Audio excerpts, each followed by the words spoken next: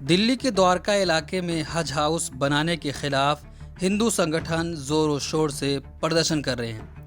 इन्हें समर्थन देने के लिए भारतीय जनता पार्टी के नेता भी आगे आ गए हैं। इसे लेकर खासा हंगामा भी चल रहा है। लेकिन सवाल यह है कि आखिर हज हाउस का विरोध क्यों किया जा रहा है। यह हज हाउस द्वारका के सेक्टर 22 में एक खाली जगह पर बनाया जाना है। हज हाउस का विरोध करने वालों में सबसे आगे यहाँ की RWUA के लोग हैं। ऑल द्वारका रेजिडेंस फेडरेशन ने इस बारे में उपराज्यपाल अनिल बैजल को पत्र लिखकर उनसे हज हाउस के लिए दी गई जमीन के रद्द करने की मांग की है। पत्र में फेडरेशन ने इस बात की आशंका जताई है कि अगर यहाँ पर हज हाउस बनता है तो इससे यहाँ की शांति और भाईचारा खराब हो सकता है और यहाँ दंगे हो सकते हैं। हिंदुओं के पलायन की भी संभावना है।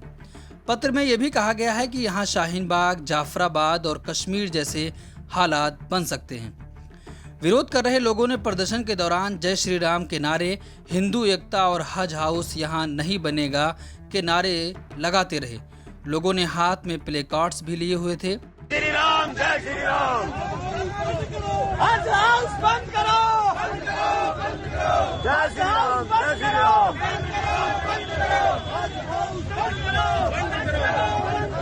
जय श्री राम, जय श्री राम।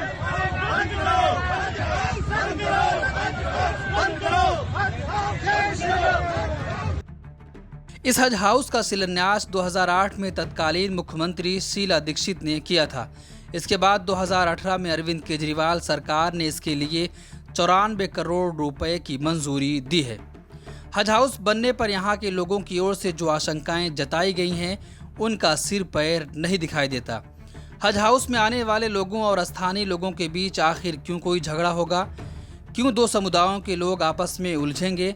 हज हाउस में नियुक्त लोग अपना काम करेंगे और स्थानीय लोग अपना काम करेंगे।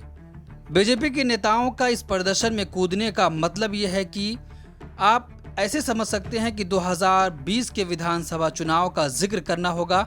इस चुनाव के दौरान भारतीय जनता पार्टी के तमाम नेताओं ने शाहीन बाग को निशाने पर रखा था और मुस्लिम समुदाय के लोगों के खिलाफ खूब वाहियात बयान दिए थे। उन्होंने कोशिश की थी कि चुनाव में हिंदू मतों का ध्रुवीकरण होगा, लेकिन ऐसा नहीं हुआ। अब आने वाले साल में MCD का चुनाव होना है, जिसके लिए भारतीय जनता पार्टी एक बार फिर से वोटों का ध्रुवीकरण करना चाहती है। ब्यूरो रिपोर्ट, मिलत टाइम्स। मिलत टाइम्स को आपकी जरूरत है। हमारी आप माली मदद करें। हर महीने सिर्फ 100 रुपये और एक साल के लिए एक साल सिर्फ 1000 रुपये। रकम भेजने के लिए यहाँ दिए गए फोन पे, गूगल पे और पेटीएम नंबर का इस्तेमाल कर सकते हैं।